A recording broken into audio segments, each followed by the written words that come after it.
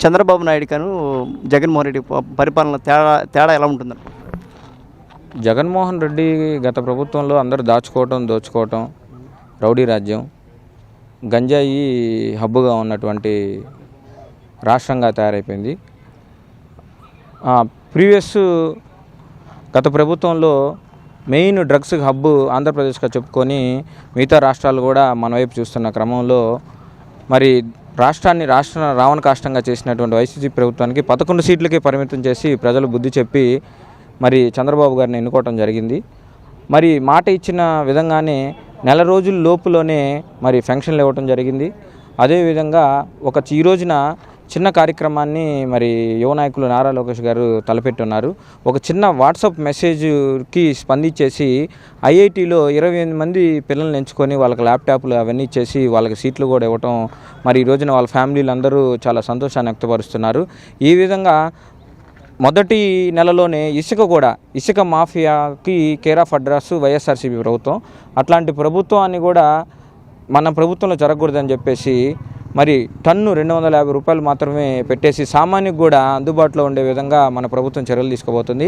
ఇంకా ముందు అనేక కార్యక్రమాలు మరి రావణ కాష్టంగా ఉన్న రాష్ట్రాన్ని సస్యశ్యామలంగా నడపడానికి ఎన్డీఏ ప్రభుత్వం ద్వారా మరి అందరూ మంచి బాటలు వేస్తా మరి డిప్యూటీ సీఎం గారు కూడా మరి బాబు గారు అడుగుజాడల్లో మరి లోకేష్ గారు కూడా బాబు గారు అడుగుజాడల్లో రాష్ట్రాన్ని అతి త్వరలో సస్యశ్యామలంగా చేసి ప్రజలందరూ ఆనందంగా ఉండి మరి పూర్తిగా ఈ వైఎస్ఆర్సీపీని ఇంకా నామరూపాలు లేకుండా చేసే విధంగా జరుగుతుందండి. బాబు గారు అభివృద్ధికి అడ్డుపడే భూతాన్ని భూస్థాపితం చేస్తా అని చెప్పేసి అన్నారు. దీన్ని విధంగా చూస్తారు? అభివృద్ధిని ఆపటం ఎవరి వల్ల కాదండి. అభివృద్ధిని ఆపుతాము మేము సిద్ధం అనుకున్న వాళ్ళే అందరూ అసలు ఆధార్ కార్డులు పాస్పోర్ట్లు అన్నీ కూడా మార్చుకొని వెళ్ళిపోవటం జరిగిపోయింది.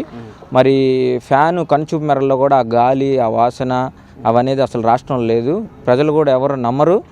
అందరూ ఓటుతోనే మాట కాకుండా ఓటుతోనే 11 సీట్లకి పరిమితం చేసి బుద్ధి చెప్పారు. కానీ ఇంకా కుటిలమైన రాజకీయాలు చేయాలి, ఇంకా కుల రాజకీయాలు చేయాలని చెప్పి జగన్మోహన్ రెడ్డి పాములు పొందుతున్నా కానీ అవన్నీ బురదలో పోసిన పన్నీరుగానే అవుతాయి తప్పితే ఈ రాష్ట్రానికి ఇక వైసీపీ ప్రభుత్వం అనేది అంతమైపోయిందనేది ప్రజలు నమ్ముతున్నారు. చంద్రబాబు నాయుడు గతంలో అనేక మంత్రులతో బాగా తిట్టారు. ఏది కొడాలి నాని కానీ రోజా కానీ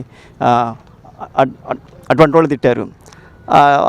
వాళ్ళని అరెస్ట్ చేస్తారని మీరు అనుకుంటున్నారు? అరెస్ట్ ఏం లేదండి. వాళ్ళే ఈ కొడాలి నాని రోజా వీళ్ళందరూ పాప క్షమాపణ పొంది గుడులు బళ్ళు చుట్టూ తిరుగుతున్నారు. మేము చేసింది పాపము. అంబటి రాంబాబు లాంటి వాళ్ళు జగన్మోహన్ రెడ్డి లాంటి వాళ్ళు చంద్రబాబు నాయుడు తిట్టారు. వాళ్ళ పరిస్థితి ఏంటంటారు? కొడాలి నాని గుట్కా నాని అండి. రోజా వచ్చేసి మా చంద్రబాబు గారు పేరు పెట్టారు, మనందరూ తెలుసుగా డైమండ్ రాని. వీళ్ళందరూ వాళ్ళ పేర్లని ఇంకా సార్థకత చేసుకునే పనుల్లో వాళ్ళ పనుల్లో ఇంకా బిజీగా ఉన్నారు. కాకపోతే ఈ రాష్ట్రాల్లో పట్టారు కాబట్టి పక్క రాష్ట్రాలకి విదేశాలకు వెళ్ళేసి ఎంజాయ్ చేస్తూ ఉన్నారు. తప్పకుండా తప్పు చేసిన ప్రతి ఒక్కరికి తెలుగుదేశం పార్టీలో కంపల్సరీ శిక్ష పడుతుంది. అది మా బాబు గారు పెద్ద మనసుతో వదిలేసినా కానీ దేవుడు మాత్రం క్షమించడు.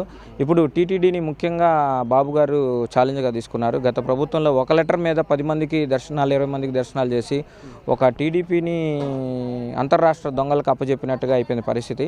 ఇప్పుడు దేవుడే బుద్ధి చెప్పాడు. ఇక రానున్న రోజుల్లో వాళ్ళకి దేవుడే బుద్ధి చెప్తాడని చెప్పేసి చెప్తున్నాను. అంటే వాళ్ళ అరెస్ట్ తథ్యం అనుకుంటున్నాను. తప్పకుండా జరుగుతుందండి. ముందు బాబు గారు ఏంటంటే రివెంజ్ అనేది ఏం ప్లాన్ చేయలేదు. ఆయన నమ్మి యావత్ 5 కోట్ల మంది ప్రజలు ఆయన ఎన్నుకున్నారు కాబట్టి ఈ రాష్ట్రాన్ని ముందు సస్యశ్యామలంగా నడిపించేసి మా బాబు గారిది అంతా గాంధీగిరేనండి. రౌడీజం అలా ఉండదు. ఒక చెంప కొడితే ఇంకో చెంప చూపిస్తాడంటే తప్పకుండా పడుతుందండి. ప్రతీకార రాజకీయం అయితే కాదు ఇది. తప్పకుండా తప్పు చేసిన వాళ్ళకి కంపల్సరీ శిక్ష పడిద్ది. 1000% దేవుడు అనేవాడు ఉన్నాడు కాబట్టి ఈ ప్రజా తీర్పు ఈరోజు అందరూ సంతోషించే విధంగా కొడాలని నిమ్మకాయ నీళ్ళ కోసం దాదాపు ఒక 18 లక్షల దాకా బిల్లు పెట్టారు. దీన్ని ఏ విధంగా చూస్తారు మీరు? చెప్పాం కదండి, నిమ్మకాయలు నీళ్ళండి. ఇప్పుడు ఆయన ప్యాలెస్ ఉంది కదా, మన వైజాగ్ ప్యాలెస్, రిషికొండ ప్యాలెస్.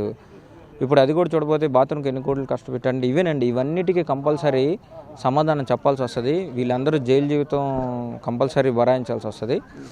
తగిన మూల్యం వైఎస్ఆర్సీపీ కార్యకర్తలు అయితేనేముండి, గత మంత్రులు అయితేనేముండి, కంపల్సరీ తప్పు చేసిన ప్రతి ఒక్కళ్ళు ఈ ప్రభుత్వంలో శిక్ష అయితే తప్పకుండా అనుభవించాల్సిందే. ప్రజలకు సమాధానం చెప్పవలసిందే. అంటే ఈ లెక్కన చంద్రబాబు నాయుడు గారికి ఉన్న ఎట్లా పరిపాలిస్తారని చెప్పాం కదండి, చంద్రబాబు గారి పరిపాలన ఈ రోజున చిన్నపిల్లవాడి దగ్గర నుంచి అవ్వ ముసలి తాత ఒకటికి ప్రతి ఒక్కరికి తెలుసు. బాబు గారు రావాలి అని చెప్పేసి ప్రజలు అనుకున్నారు. మా నమ్మకం నువ్వే అని చెప్పి ప్రజలు నమ్ముకున్నారు. కాబట్టే ఈ రోజున అత్యధిక మెజార్టీతో, ఎవరు ఊహించిన మెజార్టీతో బాబు గారు మరి ఈ రాష్ట్ర పాలనకు ప్రజలందరూ ఆశీర్వదించి బాబు గారిని ఇక్కడ ఎన్నుకోవడం జరిగింది సీఎంగా.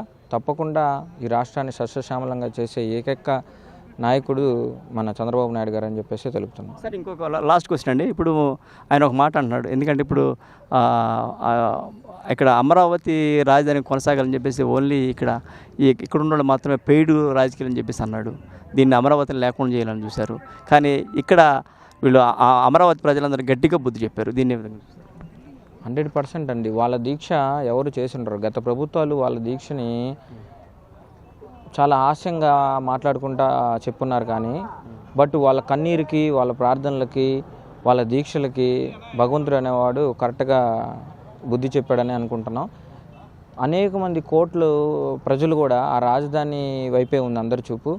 ఈ రోజున రాజధానిలో ప్రతి ఇంట ప్రతిరోజు పండగ వాతావరణం అవుతుంది. ఎందుకంటే బాబు గారు అడిగిన వెంటనే ఎవరు ఆలోచించకుండా వాళ్ళ భూములు స్వచ్ఛందంగా వారి పిల్లలకు కానీ రాష్ట్ర భవిష్యత్తు గురించి ఆలోచించున్నారు. అలా ఇచ్చినా కూడా ఇది నిర్వీర్యం అయిపోతుందని చెప్పి బాధపడున్నారు.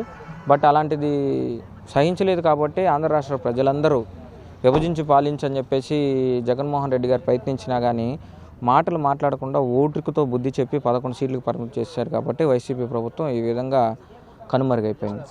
పక్కన చూసినట్టయితే జగన్మోహన్ రెడ్డి పరిపాలన గత 5 సంవత్సరాలు దాదాపు చీకటి పాలనగా కొనసాగిందని మీరు భావిస్తున్నారు? మీరు రాష్ట్రం చీకట్లోనే ఉంది కదండి. పరిపాలన ఎక్కడ ఉంది? ఏదో బటన్ నొక్కి అందరికి ఇస్తానని చెప్పి అన్నాడు. కానీ ఎస్సీ కార్పొరేషన్ల ద్వారా నిధులన్నీ మళ్ళీ ఇచ్చేసేసాడు. 27 పథకాలను రద్దు చేసేసాడు. దళితులపై దాడులు జరిగినాయి. గత ప్రభుత్వంలో అంబేద్కర్ విద్యా విధానం పేరు తీసేసి జగనన్న విద్యా విధానం పెట్టుకున్నాడు. జగనన్న గోరుముద్ద అన్నాడు. ఎక్కడన్నా జగనన్న ఆ పేరు విసుగు పుట్టే జనాలు కూడా కల్లో కూడా ఇప్పుడు ప్రజలు తలుచుకునే పరిస్థితులు అయితే లేదు జగన్ గారి పేరు. Thank you.